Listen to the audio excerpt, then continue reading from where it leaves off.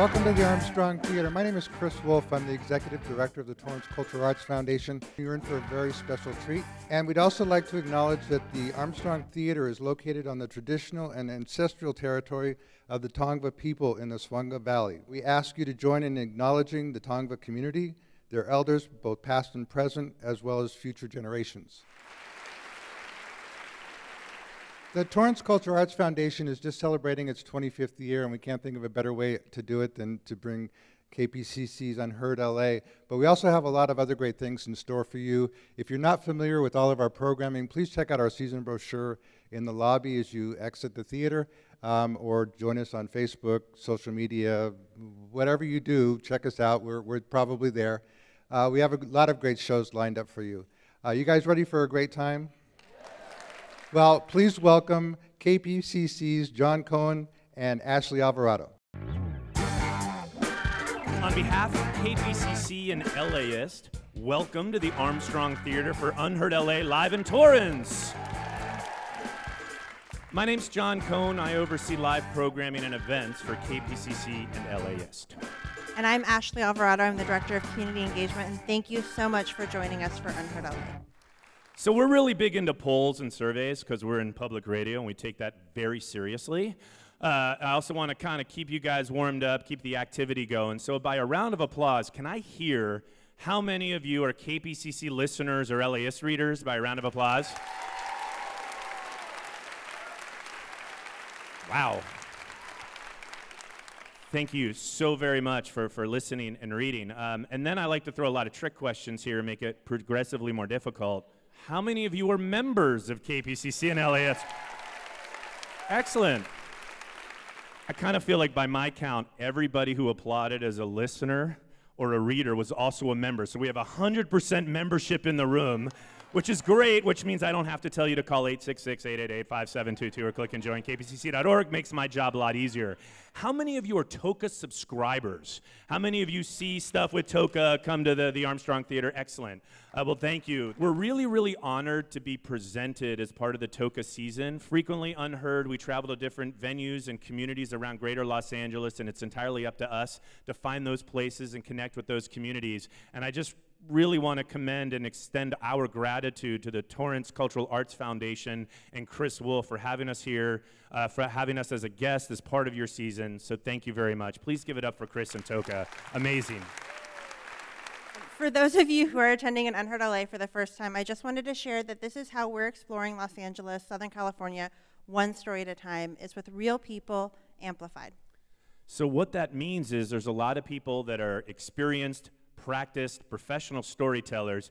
There's some folks that have never done any kind of public speaking whatsoever. So the heart of what we do is the heart of who they are and what their experiences are, and we feel very strongly about that with Unheard.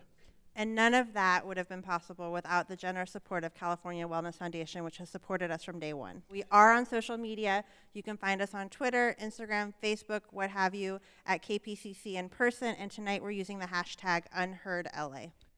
But that's enough of Ashley and me. Without further ado, your Unheard LA host, native Angelino, Bruce Lemon.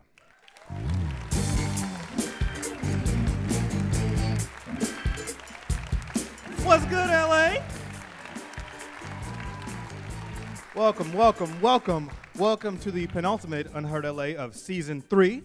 I'm Bruce Lemon, your host for this evening of storytelling with a brand new lineup of your friends and neighbors from all over LA County here to share stories with you. Quick show of hands, who's sitting next to someone they've never met before? Someone they all know? Great, great, great, great. Few in here. So take a moment and introduce yourself. Seriously, turn to your neighbor, your new friend. Tell them who you are, where you from, not your whole address, just enough. All right, good. We get talking in here. Okay, now, tell me and the rest of the room and everybody streaming this live on Facebook where you're from. And if you're watching this over there, go ahead and type it into the comment section. All caps with 3 exclamation points so I know it's true. All right? Everybody, tell us where you're from on the count of 3. Just shout it out. 1, 2, 3. Ooh, I heard a lot of Torrance. But this is what Unheard LA is all about, meeting new people, hearing new stories, and sharing your own. It feels really good to be here, y'all. It's well documented, mostly by myself here on the show, that I'm born and raised in Watts. So, growing up, we primarily played here in the South Bay. You know, if you had to take your car to the dealer for service, odds are it was at one of the many, many dealerships in Torrance. The Del Amo Mall was the only mall that mattered growing up.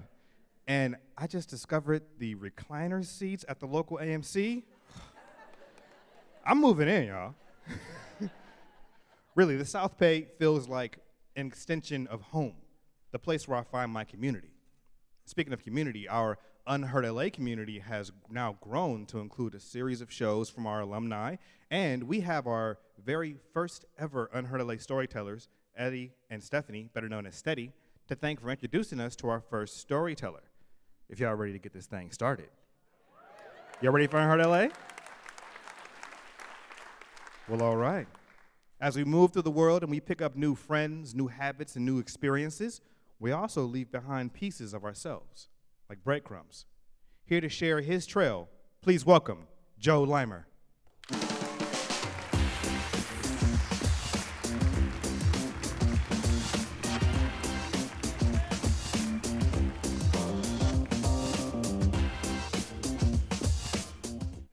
The average person moves about 11 times in their life, usually settling down about 18 miles from their childhood home. See, the average person can connect to their past in a 15-minute drive, can easily visit spots where the spirits of first meaningful everythings reside, but I don't have that luxury. I first met my sister in Lorton, Virginia.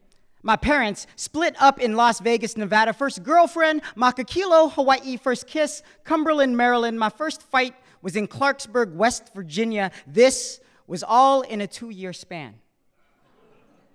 I've moved at least 20 times in my life, and my body still suffers from the whiplash of changed scenery, the jet lag of always called new kid, the motion sickness of school lunches with imaginary friends. I read somewhere in the US, 1 out of 150 travelers have baggage left behind each year, which means my odds of lost luggage increase exponentially with each move, so it's no surprise my childhood got checked on the wrong flight, where running away and moving away are the same.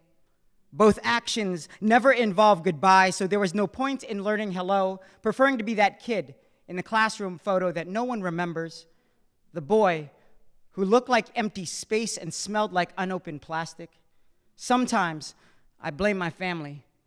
I feel like my past was murdered and they all took turns holding the weapon. My mother answered questions about my history with an Asian silence that tasted like a last meal before execution. Mom, where is our family from?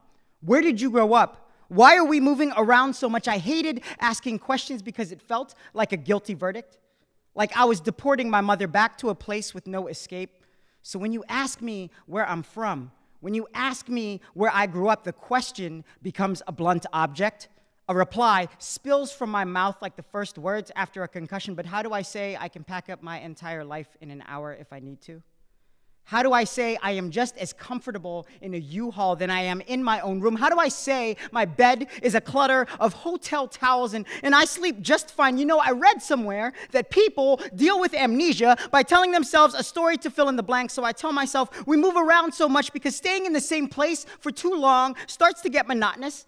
I tell myself that change in scenery is good for the soul. I tell myself I don't need to know my past to get ahead. Don't need to dwell on traumas that will anchor me down. I tell myself that I can't be lost because I know exactly where I'm supposed to be. I tell myself a house is just a stack of wood with a number etched into its ribs. A house is a kiosk of pipes and stucco closed for business, but a home is wherever I feel comfortable taking off my shoes. A home is where I can remove my jacket and feel the weight of the world go with it. A home is where I can laugh so loud the sound of joy hits the wall and knocks me clean off my feet. It took me 40 years to figure out that I'm not looking for a place. The other day, I caught a glimpse of myself in the mirror, and I smiled. In that moment, I realized I've been home this entire time.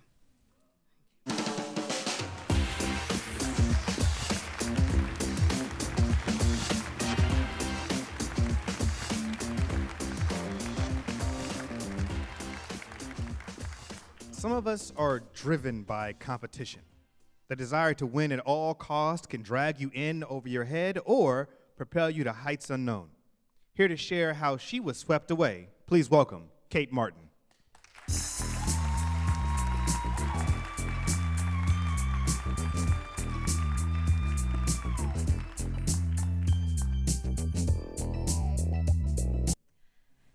In June of 2013, some friends and I signed up for a 1-mile ocean race at the Santa Monica Pier Paddle, an annual summer festival featuring swimming and stand-up paddleboard races, lifeguard competitions, live music, and an outdoor bar on the pier. We'd been swimming to and from the pier for years, so this was gonna be easy. A morning of fun in the sea, sand, and sun. A Beach Boys song come to life. It wasn't. When we got to the beach that morning, we found a large crowd of people staring out at the ocean looking stunned. Giant walls of water were rolling in one after the other, cresting into claw-shaped curves that slammed into the shallows with incredible force. This wasn't the gentle Santa Monica Bay that we knew and loved. This was the perfect storm. The mood was somber. There were smatterings of laughter, but it was high-pitched and desperate, the laughter of the damned. 5 minutes before our swim start, the race directors announced that given the conditions, they would refund the registration fees of anyone who didn't feel comfortable participating. That never happens. It was an offer that could cost them thousands of dollars, and it was also a perfect out. But I didn't take it. Because ever since I was a teenager, I've had something to prove. When I was 15, I developed a severe case of cystic acne that hung around until I was 20. A lot of the time, I was deeply miserable. But I would not let myself risk the 2 worst fates I could imagine, being pitied or rejected, by asking for help. I worked very hard to figure things out on my own so that I would never need to rely on anyone else. I would be too competent to ever be needy. Well, 25 years later, standing on the beach, I didn't need some dumb excuse to quit. When the race horn blew, I ran straight into that devil surf. I promptly got knocked down by the furious whitewash. I was in good company. Swimmers were falling all around me. Seeing us struggle, the race directors reminded us via megaphone that we could summon a lifeguard at any point by simply raising a hand. Hands shot up in every direction, while I marched forward on trembling legs. By the time I reached the point where the waves break on top of you, accurately known as the kill zone, I was exhausted. And I got there just in time to greet an incoming set of 12-foot monsters. I tried to dive under the first one, but got picked up and flung backwards. The crashing wave sounded like a freight train running directly over my head as it sent me spinning helplessly through the darkness. I had time to grab one breath before the next 12-footer swallowed me. Panic was now making it hard to fight the impulse to inhale underwater. I couldn't see anything. I had no control over my body, and I was desperate for air. Eventually, I surfaced, and I started to fight my way back towards shore. More huge waves were coming at me, but did I raise my hand to summon a lifeguard? No, that would be mortifying.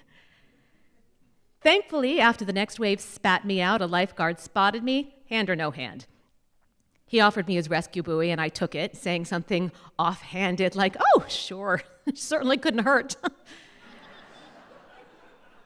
He looked young and small to me in all that surging water, and I did not want to be a burden. He pointed behind us and said, "Okay, we're going to need to duck because we're going to take this one on the head." And I turned around to see the biggest wave I had ever seen towering over us. I saw my ancestors in that wave, and they were beckoning me towards the light. We ducked, and under the water, that young boy disappeared, and a savior emerged. I felt 2 strong arms grab me around the waist and sweep me off my feet. Okay, after that, I don't even remember the water. What I remember are the feelings of complete surrender and of being totally safe. It was so romantic. We were Cinderella and her prince, Beauty and the Beast, me and Aquaman. Tale as old as time. The next thing I knew, I was standing in water up to my knees. My lifeguard, who looked 19 again, told me I'd be okay now, patted me on the shoulder, and was gone. Maybe he went to rescue someone else. Maybe his mom was picking him up. My friends waiting on shore feared that I'd be humiliated by this very public failure, but my heart was soaring. I was alive and well, and I did not have one single thing to prove. I realized I didn't always have to save myself. I could, from time to time, rely on the kindness of strangers. Because just like any other swimmer in distress that day, just like anyone who all of a sudden finds themselves in over their heads, I deserved to be rescued.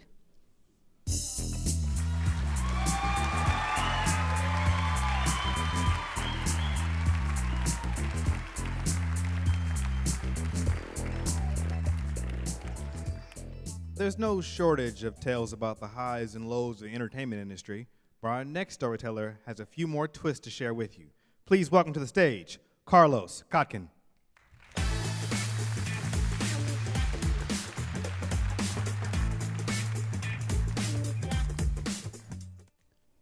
When I was 20 years old, I got a job as an assistant to an old school Hollywood producer named Edgar Sherrick. I had dropped out of college, which terrified my mother. I told her not to worry. I was an artist. I didn't need college.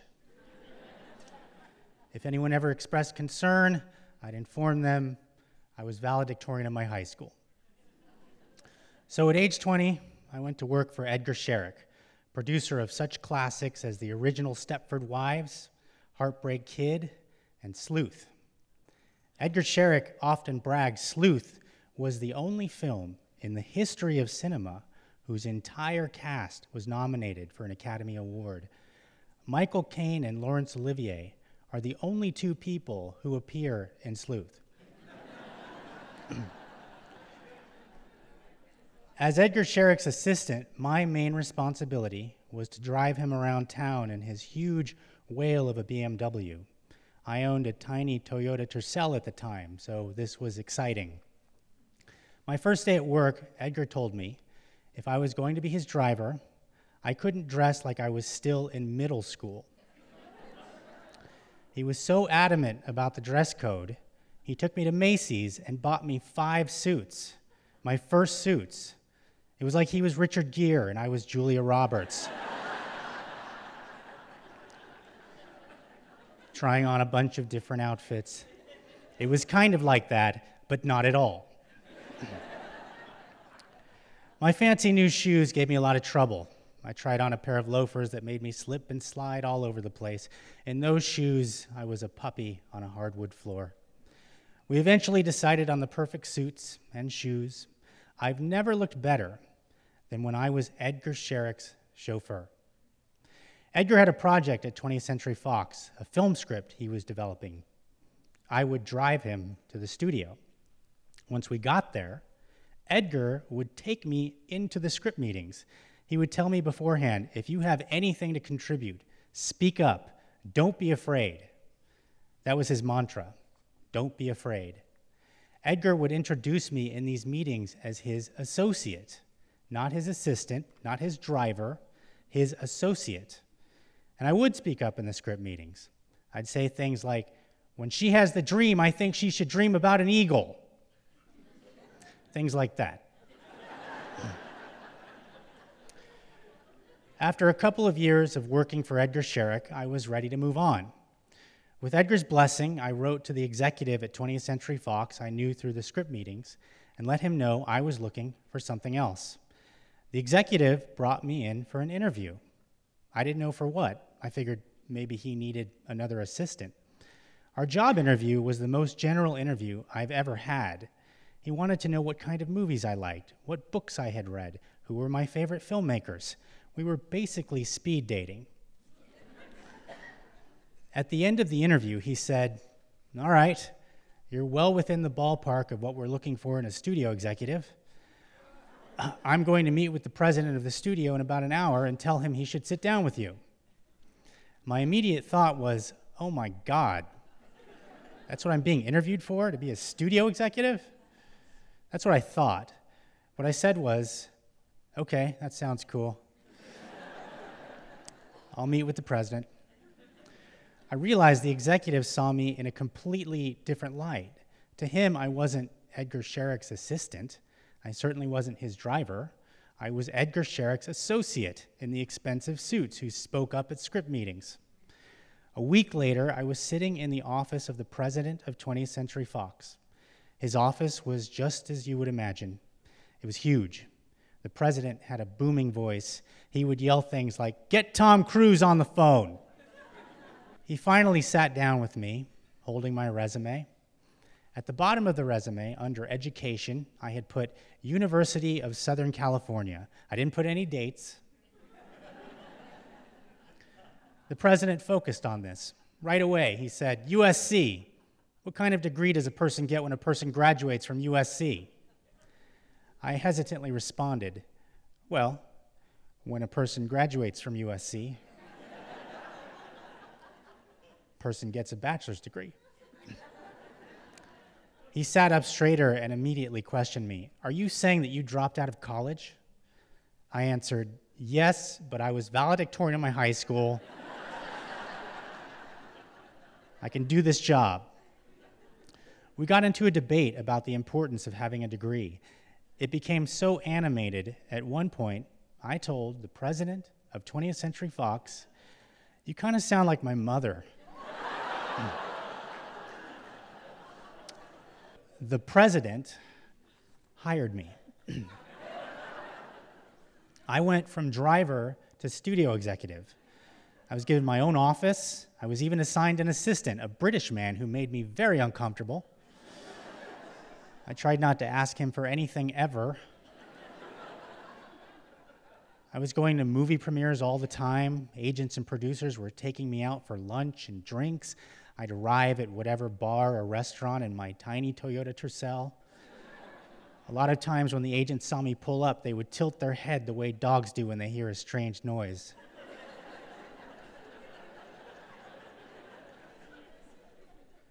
Eventually, I upgraded to a Corolla automatic with power windows. I remember once being on the studio lot, walking back to my office, when I ran into a casting director I knew from a movie I was a production assistant on before working for Edgar Sherrick. When the casting director saw me in my fancy suit, she started laughing. She asked, "What are you doing? Are you an extra in something?" I told her I was a studio executive and showed her my business card as proof. She studied my card and laughed even louder. It was the funniest thing she had ever seen. Then she gave me a big hug and said, "Don't worry, Carlos, I won't tell anyone." I felt like I was undercover the whole time I was there. Ultimately, I got the hang of it. I was a fine creative executive who contributed to the studio. It was a unique time. It was a learning experience. It was an opportunity. But it wasn't me. My soul and spirit were being stifled. Every day, I passionately hated my shoes. After 2 years, I told the president of the studio I was going to move on. And I did, which terrified my mother. Leaving that coveted job to pursue more artistic endeavors was definitely a risk that over time has led to more exciting, more fulfilling opportunities. Edgar Sherrick is no longer with us, but I'm positive he would be proud of me. If there's one thing I learned from him, it's that amazing things can happen when you're not afraid. Thank you.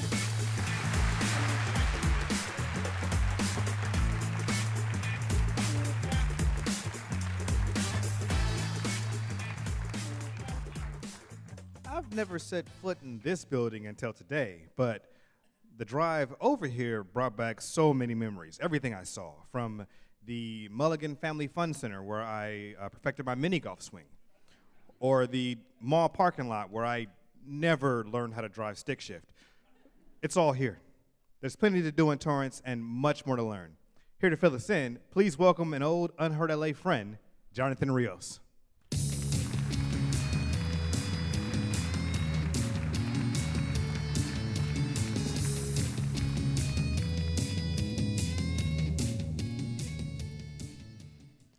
Welcome as we gather and commune today here on this land, sharing stories, passing along our own oral histories, listening to understand, creating a multicultural rope made by braiding together of individual strands, those of the past, present, and future.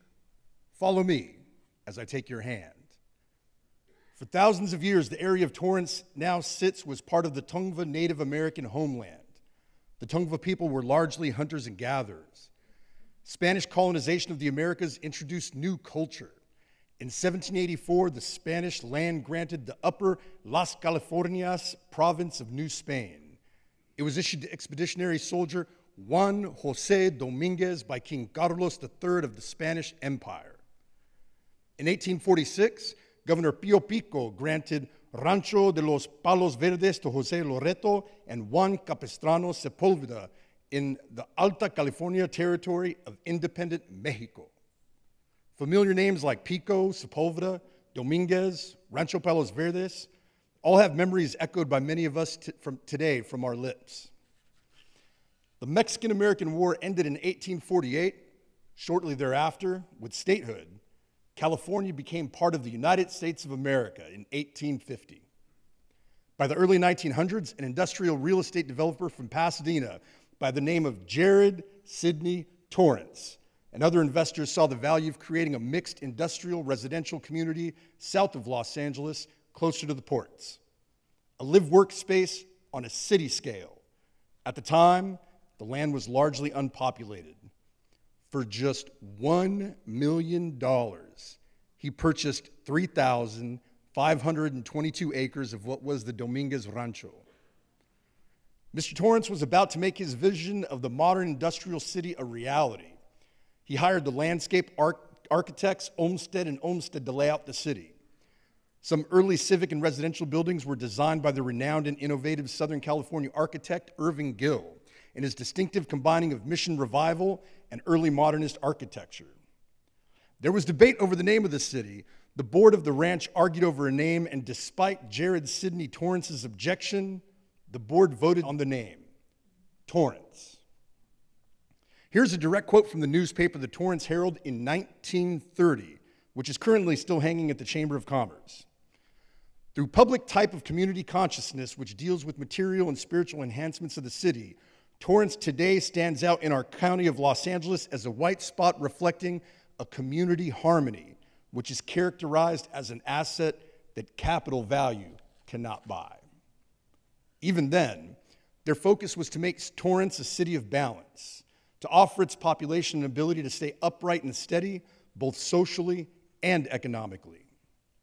Before World War II, the South Bay became home to a large Japanese population. Many immigrant farmers moved here because it was one of the few places in Southern California that leased land to non-US citizens. Even today, nationally, Torrance has the second highest Japanese population percentage-wise, behind only Honolulu. With 30 parks that act as backdrops for many adolescent memories, it's no wonder that Torrance was the birthplace for AYSO, American Youth Soccer Organization. And this year marked the 60th year that Torrance hosted the annual Armed Forces Day Parade and Celebration, which is the longest running such celebration in the country and brings in over 60,000 people crowding the parade route. With places like the Torrance Art Museum, the Del Amo Fashion Mall, and even hosting events like Unheard LA here at the Armstrong Theater, art and self-expression are embraced in this community. The South Bay, as many of you know, it actually refers to the Santa Monica Bay, which is bookended by Malibu to the north and Rancho Palos Verdes to the south. Torrance stretches from the 405 freeway all the way to the Pacific with a 1.5-mile stretch of sand. Torrance Beach, sits at the nape of the bay, resting peacefully away from the crowds. While many of Torrance's beach neighbors have piers that jut out into the ocean, it's Torrance's history, culture, and sense of community that truly make this city peerless.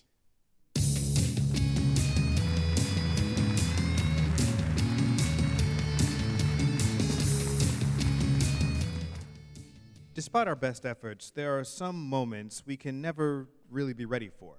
From new love to deep loss, life moves at its own schedule. Please, welcome to the stage, Sunita Param.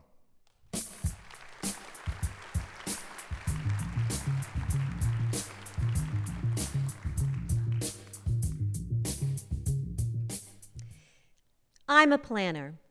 I always have been. So when I plan something, I have expectations that things will go according to that plan. But when I got pregnant on Friday, February 17th, 2006, after a night of margaritas and Mexican food, it wasn't exactly planned. But Jason and I were psyched. We first heard the heartbeat at 6 weeks. At 17 weeks, I felt that first little flutter. And at 5 months, we found out we were having a girl. She was due November 16th, a Scorpio like me. My pregnancy was perfect. I had a cute, tiny tummy, and I never looked or felt better. At 36 weeks, as a planner, my suitcase was packed with the camera and video camera and cute going-home outfits for me and baby. The house was clean, the nursery was decorated. I even had Jason refinish this old bureau of mine from college, and I used my label maker to label the drawers inside. Onesies, sleepers, diapers. I mean, I was Con-Marieing before Marie Kondo was Con-Marieing. I was also practicing my hypnobirthing meditations as I was planning for a drug-free delivery. Wednesday, November 1st, was a perfect, sunny day. I was 1 day shy of 38 weeks. Jason and I took a walk down to the beach, and we talked about what our daughter would be like, how we would change, how our lives would change. We sat and soaked in the few last moments we had together as two before we were going to be three. But not knowing exactly when she was coming was making me crazy. Thursday, November 2nd, another stellar day. And as I walked my dog Pachuco that morning, I felt that the baby was very low and heavy, and I thought, yeah, this is it. Jason and I walked hand in hand to the doctor's appointment, certain this was going to be the big day. The doctor put the wand on my belly and moved it around and around. I'm having trouble finding the heartbeat. Huh? She continued to move it around, and then she stopped. There's no heartbeat. I'm sorry. What? What do you mean?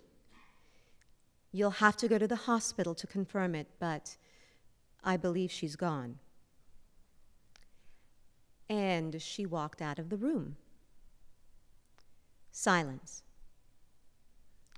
There was so much silence. Jason and I walked home like zombies. It was a glorious day with birds singing and people laughing and carrying on as if all was well. Don't they know? Jesus. As we stood on the corner waiting for the light to change, Jason gently jostled my belly and said, "Wake up. Baby, please, wake up." We made it home and drove to the hospital where they confirmed that our girl was indeed gone. "Well, then please just cut me open. Please just get her out." "No. We need to preserve your uterus for future pregnancies." "What? What, now I have to give birth? What? No! This is not in the plan." At 3 p.m., labor was induced.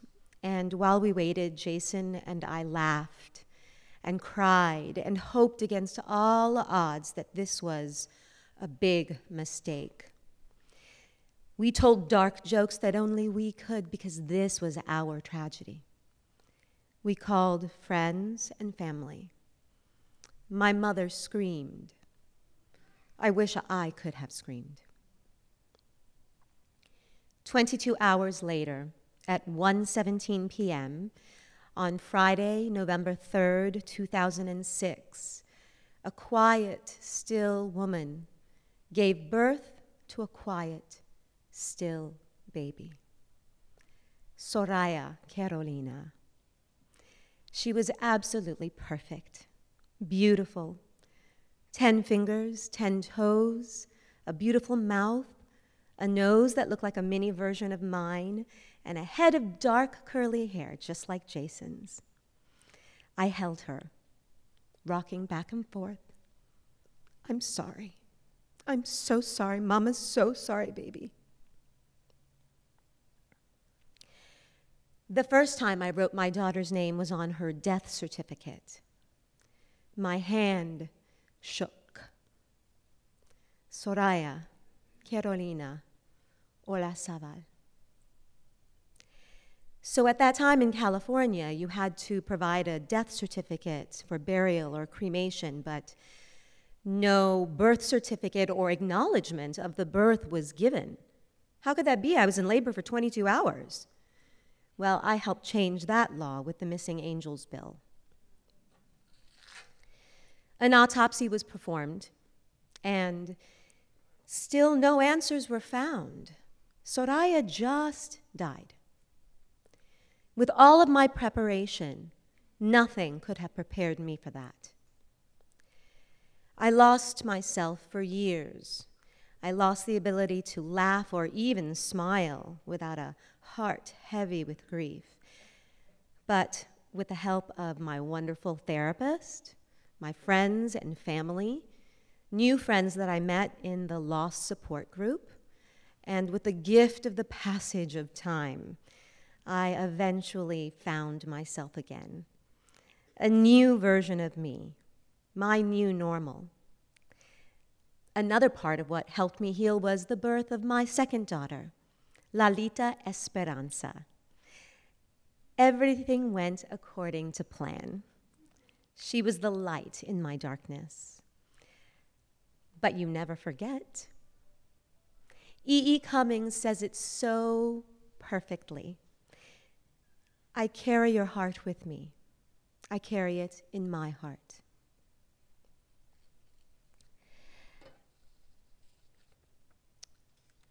People often ask me if Lalita is my only child, and even now, almost 13 years later, I struggle with what to say or how much to reveal. But today, I say to you, I am the mother of two, one who walks with the angels and one who walks the earth.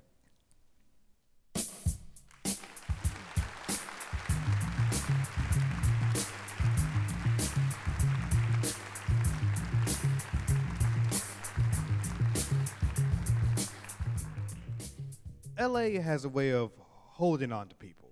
Maybe it's the sun, maybe it's the tacos, it's probably tacos. Or maybe it's Southern California Public Radio. Just saying, everyone's got their reasons. Please, welcome to the stage, Christopher Rivas.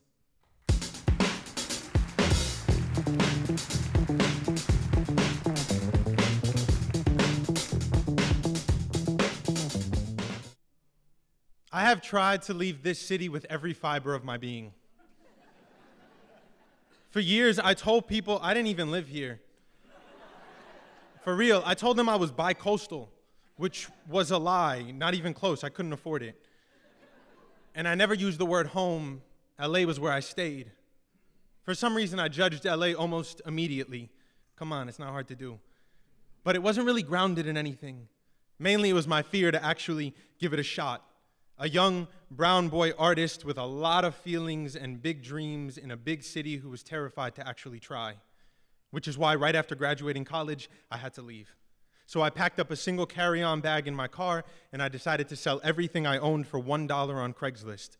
Really, I listed everything for $1, and the ad said, "You have to take it all, no questions asked." And so a guy in a pickup truck came, he handed me $1, and the deal was done. I was going to road trip that very next day. I didn't even know where I was going. And then suddenly, a big theater in LA calls me, and they offer me this big role. At the time, this would be the biggest job of my life. I say yes, because duh. I can do that for a while. I'll get a couch to crash on. It'll be fun, temporary. 6 weeks later, I'm living with a woman I just met who's also in this same show. It's easy to move in, because remember, I only have one carry-on bag. I will eventually ask this woman to marry me. She will say yes. Long story short, we don't get married because the forces that brought us together just as quickly pulled us apart.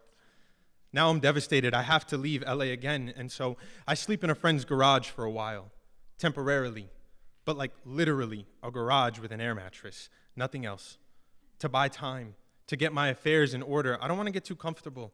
I know I'm leaving again very soon.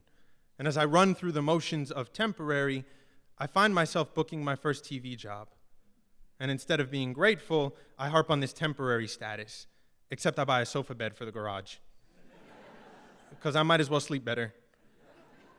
And then I book more work, and then I buy a dresser for the garage. God, what is happening? And then I book more work. I just bought a rug, damn it. And then all of a sudden, I have an apartment of my own. It's my first apartment of my own, and the whole time I'm talking about it like it's temporary, even though I have a year lease. The whole time I'm imagining my next home. The whole time I just can't be present and appreciate what I have. And now I start waking up with this pit in my stomach every single day. A deep pit in the center of my stomach every day for a year, a feeling of emptiness in the center of my gut.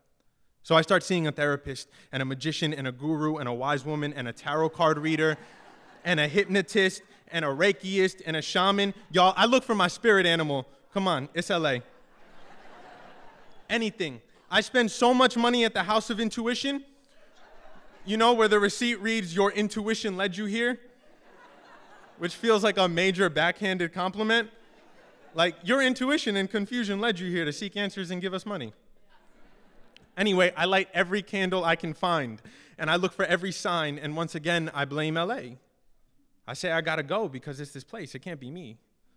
And then I start a relationship, and when it isn't in the best places, instead of dealing with it like a grown-up, I get offered this gig in Dubai. Yeah, a year well paid to host a game show at Ferrari World. And I'm actually thinking about taking this gig, which is not really what my heart is telling me to do, because who wants to host a game show in an oven in the world's largest indoor theme park? And then my mother says, "Chris, are you going to Dubai or are you running away from your life?" Again. "Chris, how much longer can you run?" Well, come on, Ma. She's right. I am running away. I've been running my entire life towards something or someone else. I would blame LA constantly. I mean, it's not an easy city to blame. I would blame the people. We live in a city that is primarily built on dreams, on hopes, on something happening that's not here yet, and this terrified me. Even when I was working, I thought in an instant I might become this endless hunger. The real thing here is that every single time I try to run, life says stay. Stay. How many times do I have to tell you, show you to stay? And all of a sudden I find myself just staying and sitting. Literally sitting, not on Instagram or sitting to be a better person or a better anything. I'm just sitting. I'm sitting with myself, in my stuff, in all of it, in the muck that is life. I sit and I take inventory. I have great people here. Family, loved ones, friends, community, constants in an inconstant world. I have a beautiful life here. It's not LA I've been running from, but myself. My lack of gratitude, this nightmare of a man who gets to the place he always wanted to be, and he realizes when he gets there, it's nothing like what he thought it was. This nightmare that I'm living out, and so I ran. Telling myself that another place or another person will make me feel better, will make this itch and this yearning better. Another place will allow me not to see myself. My flaws, my mistakes, my desires, all of it. And you know and I know it's hella cliche, but it doesn't work that way. I live here. I love here. I have been broken here. More like chipped here. I have put myself back together here. I have been found wanting here, desiring here, needing, smiling, laughing, caring for, and being cared for here. I think God and life needs me here. LA is my home. My altar, my temple, my place of practice, my mirror, my teacher, my lover, my friend, my partner. This place has been my one constant in all my running. And now when you ask me where I live, more importantly, where is home, I say LA, happily, easily, proudly.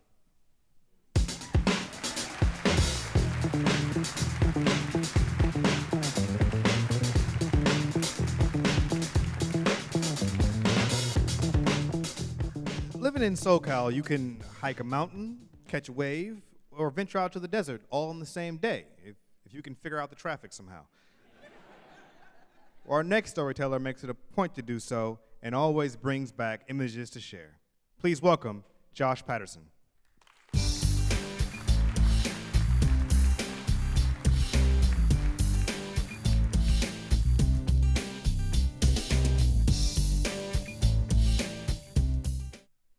I go to the desert because I'm in love with it. As a photographer and explorer, I'm drawn to beauty that is not obvious. I like beauty I have to work for. So I'm pretty used to being in remote places where other people don't go, and I've never run into a problem that I couldn't solve. On this trip, I was heading to an old mining cabin built in the 50s. The road was decent if unmaintained, with some rough sections, but even without four-wheel drive, it was doable. I took it slow in low gear and got to the cabin without too much trouble. Spent the night there, poking around the old mine workings and watching the sunset. I woke up the next morning intent on exploring deeper into the backcountry, and so I turned onto a road that looked as though no one had driven it in years. But it was level, and it didn't look too risky. What you need to envision now is as I was driving, on my right, the mountain climbed, and on my left, the slope descended to the valley floor. The road kept narrowing, and so at a given point, I said to myself, I need to find a place where I can turn around because I don't want to get myself in a position where I can't. So finally, a big enough spot presented itself, and I parked the truck, walked the remaining distance to the prospect, and there was nothing really there. It's just some old pieces of sheet metal and piping strewn across the slope. So I returned to the truck and proceeded to attempt a three-point turn. But as I attempted that third point, I felt the back tire sink in and start to spin, and I was going nowhere. Now, it wasn't a steep slope at all, so mystified, I got out to see what the problem was. And the truck was pointed down the slope, and there was about a 2-foot distance between the edge and the front tires. So I had to figure out the situation. I jacked the truck up, cut up creosote bushes, and placed the branches under the back tires. That didn't work. I used the air mattress that had sprung a leak the night before. Didn't work either. Then I remembered the sheet metal that was out at the prospect, so I dragged a 4x8 sheet of that over, stuck it under the truck, and that didn't work either. I was stumped. But then I thought, well, the front of the truck is heavier than the back, and it's facing downhill. If I put enough weight in the back, maybe it would offset that. So I took a bunch of big rocks in the bed and tried to back out again, and of course, it didn't work. My anxiety kicked in. And I started thinking increasingly desperate thoughts about whether the turning radius of the truck was smaller than I thought it was, and maybe I was being too cautious. But if I misjudged, the truck was rolling down the mountain. That's when I knew I had to walk away. So I went back to the cabin and sat down. And as I sat there thinking, I saw a reflection in the distance down the mountain from me. When I looked closer, I saw it was a vehicle. I jumped up and started running. It seemed like an eternity, but when I finally made it there, I realized it was parked and there was no one around. The only thing I could do was wait. And it felt like every 10 seconds, I was looking for the owner. And even though it wasn't that hot, it was extremely dry, and I could feel the wind just pulling the moisture out of me. I waited for hours. Finally, at one point, when I glanced up, I saw color moving down the mountain. It was a guy in a brightly colored fleece, and I jumped up, relief flooding me. He came to a stop, looked at me warily, and said, well, you're about the last thing I expected to see out here. Oh, me too. I've been waiting for you for quite a while. And I filled him in on my problem and asked if he would be able to help. And he said he'd take a look. So we went back to where I was stuck, and he looked at me and then back at the truck and said, I don't even understand how you're stuck here. I said, I know, I wasn't doing anything stupid, but here we are. He sat and thought for a moment, then went to his truck, pulled out a tow rope, and within a minute he'd extricated me. The most important lesson I learned that day was the moment to disengage. More desperate attempts would likely have resulted in injury or worse. If I hadn't walked back to the cabin, I never would have spotted the vehicle and found the help that I needed. I still go back out, but now I'm even more careful. You see, I have to, because something out there calls and something in me answers.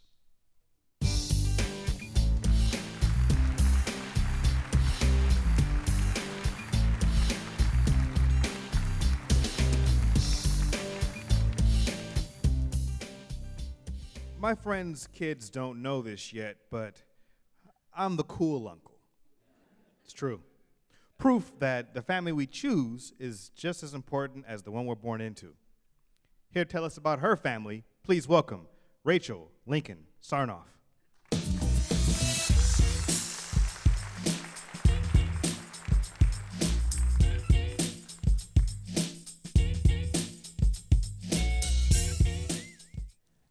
I don't remember the plane ride from Oakland to Los Angeles after my father took custody of me. I can't visualize what I was wearing or holding, or if I had a toy at all. Did I come with a suitcase like Paddington? There was no need for a name tag. I was going to my father. It wasn't like I was an orphan. But I felt my mother's abandonment pinned to me well into adulthood. I have just one memory of coming home. I'm in my father's arms. My head drapes over the top of his shoulder, and I smell the salty musk of his sweat and feel the crisp cotton of his collar against my cheek. My feet bump against his waist in time with the slow rhythm of his steps on the winding cement path through the camellia trees. I inhale the blushed night jasmine perfume, accented with the sharp eucalyptus fragrance that permeates the air of the canyons. Although I'm fully conscious, I keep my eyes half closed so that he'll continue to carry me through the trees and up the steps to the front door, heavy oak with elaborate Spanish iron hinges. The white stucco glows, and I feel heat emanating from the walls in waves, as if the house is breathing. My father fumbles with the lock, and then we're through the door and into the cool spice of the air inside, fragrant with rosemary and meat.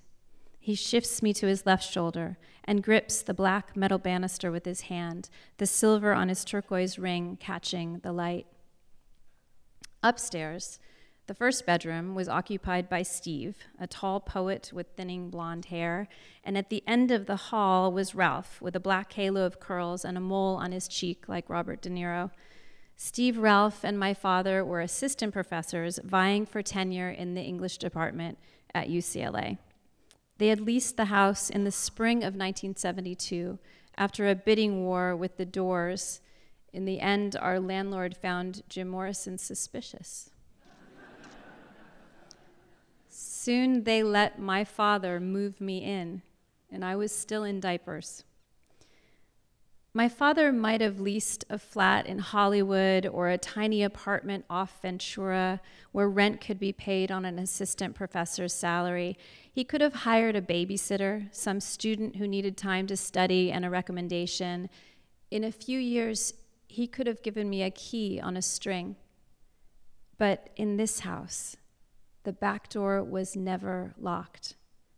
The wide green yard was edged with trees that quickly became a forest, a nature preserve which stretched up and over the hill to a reservoir on the other side. Coyotes lined the ridge to howl at the moon. We kept cat kibble outside the back door and watched as raccoons lined up each night to eat it. I was fascinated by how they doused each piece in a bowl of water with their tiny fingers, knuckled and human.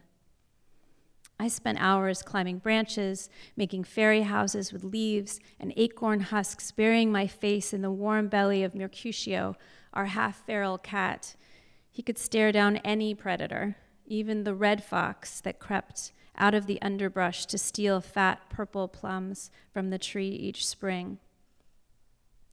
I didn't worry when the clock ticked towards evening and still my father wasn't home, because Steve was cooking coq au vin in the kitchen, and Ralph was handing me the salad strainer to spin outside, scattering tiny rainbows in the fading light.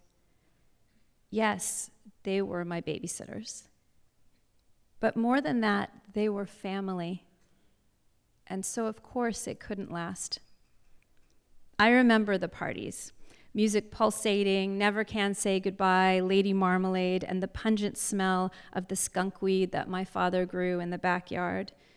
women in flowing silk blouses and tight jeans that flared over stiletto sandals, or ballet-style skirts that spun open to reveal their naked thighs. The men were either hippies, long hair, headbands, afros, or disco dancers with jeans so tight they showed every bulge, crotches shifting from side to side as they walked. I was 4 years old, strutting in my gunny sacks, when I noticed my father talking to a woman in the corner. She was tall, with long hair that fell to her waist in a curtain of gold. "You're pretty," I told her, stating the obvious. "Thank you," she replied, blushing as she looked at my father. "Are you going to be my daddy's friend?" "I don't know," she said. "Would you like me to be?" "Okay." Notice I didn't say yes. "My name's Tara," she said, and then pointed to the knotted string on my wrist. "That's a nice bracelet." "Daddy gave me an early Christmas present," I shared, rolling the bead between my fingers. "Groovy. What did you ask Santa for this year?" "A new mom," I said, and then I hustled my little hips away from her.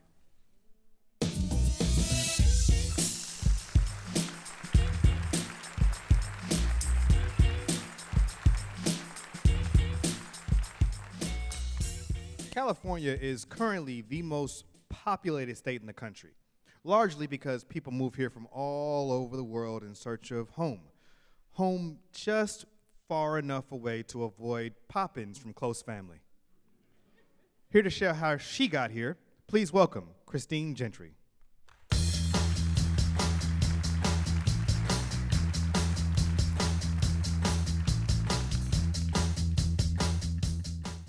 My parents met at a Texas bar on a Friday night. My dad said, "I'll give you a nickel if you'll dance with me." My mom said, "All right, stranger." And that was that. They spent the weekend together. Dad proposed on Monday night, and they got married a month later. And they're still together, at least until their divorce is finalized in a few weeks. It's hard to know exactly when the trouble started. Maybe when they left Texas, my senior year of undergrad, and settled in rural Maryland, which they'd want me to tell you is still below the Mason-Dixon line. It would never be Yankees. They stopped going to church, started drinking, and at first this was fun. Like, who doesn't like cracking a beer with their parents, reveling in the shift from child to friend? But it didn't take long to realize that Mom wasn't drinking like we were drinking. Mom would drink without stopping. Mom would drink until she was sloppy. And my face would flush hot with shame as she stumbled out of the neighborhood restaurant in front of us, laughter and whispers at our backs. We all tried our hand at interventions, Dad, me, my brothers, individually and together, but nothing would stick. She'd be dry for a few days and then call one of us, drunk, high on Ambien, crying and slurring. And eventually Dad had had enough. He gave her an ultimatum. "Listen, I'm done picking you up from bars, and if we're out together, I'm leaving after 2 drinks, whether you're ready to go or not. And sooner or later, you're gonna get in an accident, you're gonna lose your license, lose your job, God forbid, hurt yourself or someone else, and when that happens, I'm gone, Jan. I'm gone." And we all believed him. But my mom lives in rural Maryland, where she's managed to get away with driving drunk for years. So eventually, my dad found another way out. He fell in love with his best friend's wife. Now, before I get into that, a little about me. After growing up in Texas, I moved to the Northeast for graduate school, where I stayed for 14 years, never more than a few hours away from my folks. But the winters were killing me. Every year in Boston, right around the time when the sun would start setting at 3:30 p.m., and the apocalyptic snowstorms would come rolling through, I would stop in the middle of the street and yell out to no one in particular, "Why did people settle here?" In 2017, after a particularly brutal breakup and a tumultuous year at work, I started going to therapy. It did not take many sessions for my therapist to diagnose me with depressive seasonal affective disorder. And after one session left me stutter gasping on the couch, she leaned forward in her chair and said, "Honey, you gotta get out of the Northeast." I called my parents to tell them I was moving, and I pieced together later that this was right when my dad's affair was coming to light. And they decided to keep it a secret from me and my brothers. They thought it might affect my decision to move, and they were right about that. Last spring, I landed this great job, launching and directing a teacher residency program in Corona, California. And I flew home for Memorial Day to celebrate with my family. And as soon as my parents picked me up from the airport, I knew something was wrong. Mom was being way too nice. Dad was being way too quiet. And then when we got to the house, it was way too clean. The bedroom I normally stayed in, it looked weird. Some of Dad's things were in there. And within 3 hours, my parents were stage whisper fighting in the back room. And when I asked what was going on, it all came out. And I had just accepted this job. I had just hired my replacement in Boston. I had just signed a lease in Corona. This could not be happening. Parents don't get divorced after 40 years. If they make it to the empty nest stage, they're home free, right? I was blindsided by this. I spent the rest of that trip trying to keep the peace between them and frantically wondering if I should pull out of this new job and stay near them to help. And of course, you already know what my therapist had to say when I got back to Boston. Absolutely not. You need to go. It is not your responsibility to fix your parents. But isn't it, though? I worried myself sick. Was I being selfish? Was I making the wrong decision? But last June, I got in my car and I drove across the country to Southern California, which met me with open arms, panoramic mountains, and perpetual sunshine. And the 2,500 miles I initially dreaded has kept me a safe and healthy distance from the storm back east, while phone calls have kept me in touch. And now, when the sun sets at 7 p.m. and a warm breeze rolls past, I stop in the middle of the street and think to myself, I know exactly why I settled here.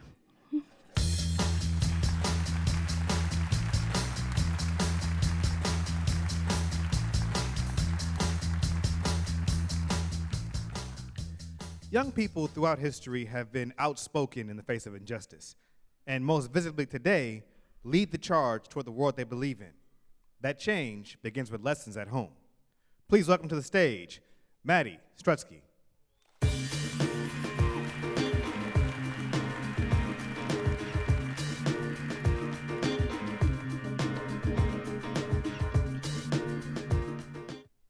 My daughter, Rain, is about to turn 6, and she has cerebral palsy. Luckily, Rain's CP is moderate, and it mostly affects her balance and her ability to walk. Because of this, she uses a wheelchair for mobility. And when you have a kid in a wheelchair, you can feel like you're moving through a world that isn't really designed with them in mind. It's like you're living just outside the boundaries that typical people get to move seamlessly through. When the doctors first told my wife, Valerie, and me about the diagnosis, I had this knee-jerk reaction where I thought of all the things she was never going to be able to do. I found myself creating obstacles for her. I thought, she's never going to be able to take a long walk in the woods with me or go surfing, and she's never going to be the first female shortstop in Major League Baseball. And then there are the physical barriers that she encounters on a daily basis that push Rain to the periphery of the typical person's worlds. It's poorly maintained sidewalks and looking for wheelchair ramps and elevators instead of just going up the steps that are right in front of her. Or it's waiting for the one handicap stall in a public restroom because some guy likes to have extra elbow room while he does his business. And as a parent, it can be gut-wrenching to watch your kids struggle with all these obstacles that other people don't even have to think about. But on the other side of this, there's this one shining example where there are big, clearly drawn lines which have been drawn for the sole purpose of making the life of a person with disabilities just a little bit easier. It's a place that everyone in this room has looked at with envy at one time or another in their lives, a place that should be completely out of bounds to the able-bodied, and that place is the handicap parking spot. As a father of a kid with a disability, I find it particularly frustrating when people abandon shopping carts in the disabled parking spots. I feel like it's my duty to remove the carts when I see them. One day after I had finished my grocery shopping, I was performing my duty and moving carts, and as I moved the last one, this guy wheels up on a scooter and parks in the area I just cleared out, literally where I just moved the last cart from. And I find myself getting incredibly angry. And I say, probably a bit more aggressively than I intended, "Hey, you can't park that here." And he looks at me like I'm a bit of a crazy person, and he says, "I'm just running in and out real quick." And this just makes me even angrier. I suddenly feel like all those barriers and boundaries that push my daughter to the outside have just physically manifested themselves in front of me in the form of this Vespa rider, and I'm just ready to tear this guy apart. But since I've become a father, this weird thing has happened to me emotionally. I don't know why, but when I get mad, a lot of times I'll just start to cry for some reason. And it's really hard to portray an aura of confidence and command when you have tears streaming down your face and a super runny nose. And I've replayed what happened next in my head many, many times. And what I wish I said was, it doesn't matter how long you're going to be, these spots are not for you. Get back on your scooter, park in another spot, and feel fortunate you can use your fully functioning legs to walk into a store. But I didn't say that. Instead, I marched up to him and I got right in his face, and I was able to choke back my anger tears, and I just said, "I'm telling." And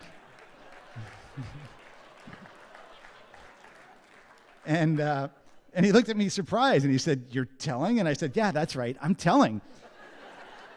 And I started quickly walking back to the store entrance to tell on this guy, and then it just degenerated into this weird race because he started quickly walking towards the entrance too. And we both went inside, and I searched for an employee, and the scooter rider went to get his milk or whatever it was he came to buy that day.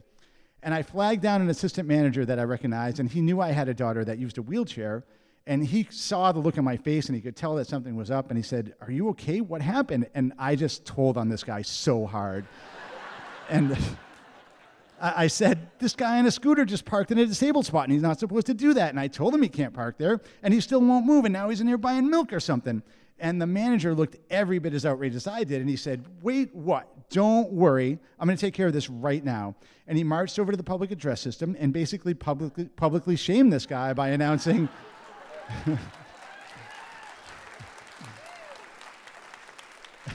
And he said, "Whoever parked their scooter in the handicap parking spot needs to move it immediately." And after the announcement, I could see other customers in the checkout line reacting with shock and disgust at what they had just heard. And one guy even booed, which I thought was very supportive. And I was scanning the checkout lines to see if I could spot the scooter rider and maybe point him out to the mob and shame him some more. But I didn't see him, so after a few minutes, I walked outside, and his scooter was already gone. He had left without getting whatever he came to get.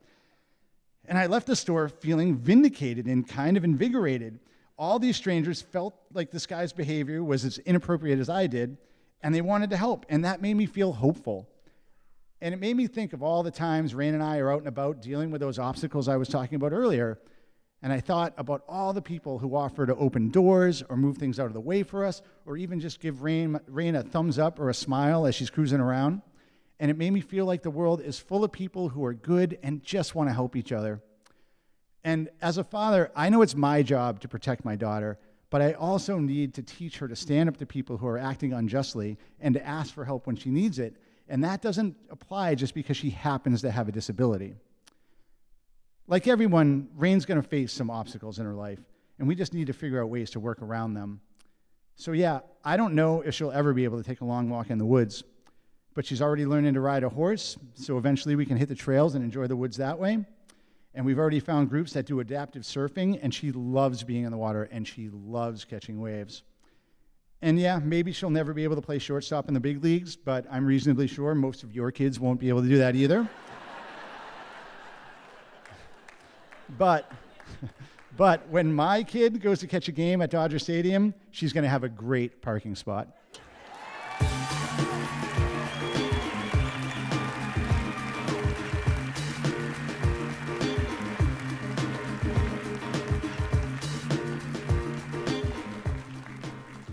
The Unheard LA family has grown to well over 100 storytellers in 3 years.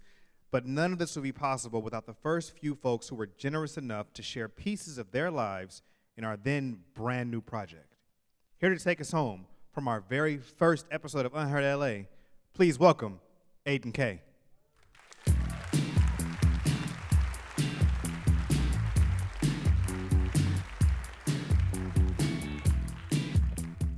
So, the last time I was up here, the only stories I could really come up with were like stories about my family, like how they were in Ethiopia and how it was for them coming to America, and not much about myself.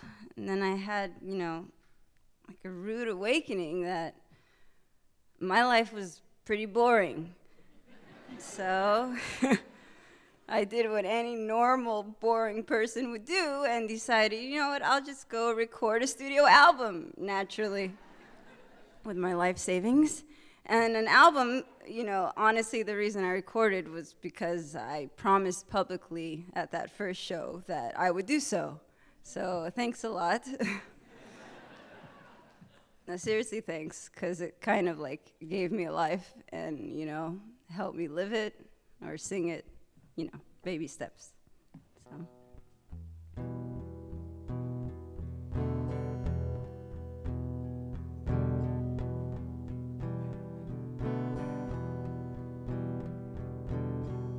When I was a young child, I was in Harlem. I was in Detroit. Got lost at sea.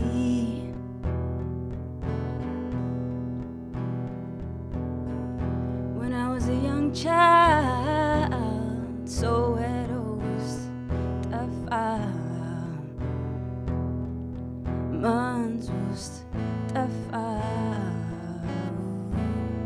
Landed in the east.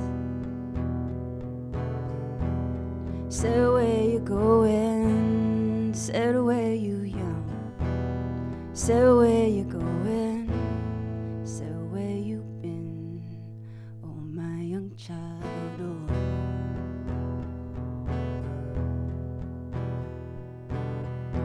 What that diallo? I was an island, floating on water. Sinking like sand.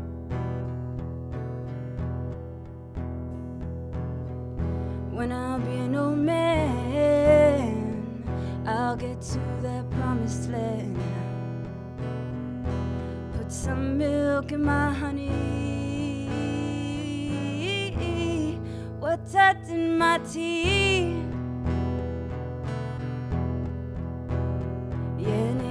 Day my first snow, I'll have riches to spare. Won't dig no coals in the country. Cocoa gon' be at my feet. So where you going? Said where you young? Said where you going? Said where you been? Oh, my young child, oh. You know me teju, you tata gosh. You know me teju, you know better. You need the jail. So you led me by fire, fire and clouds. Said you led me by fire. Oh, my father.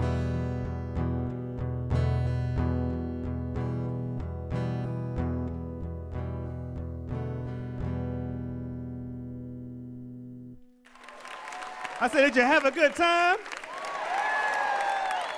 We'll show us some love by texting Unheard LA to 626-314-6135. Thank you to all the folks that make Unheard LA possible. Thank you to our growing Unheard LA family right here.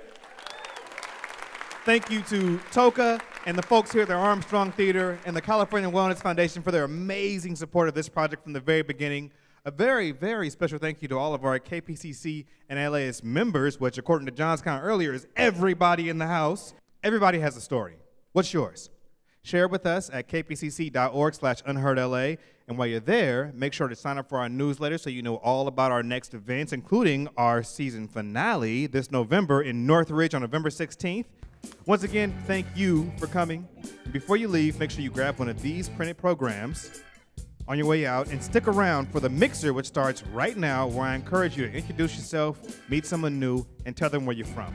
And remember, whatever you do, do not leave here tonight with your story unheard. Bless you.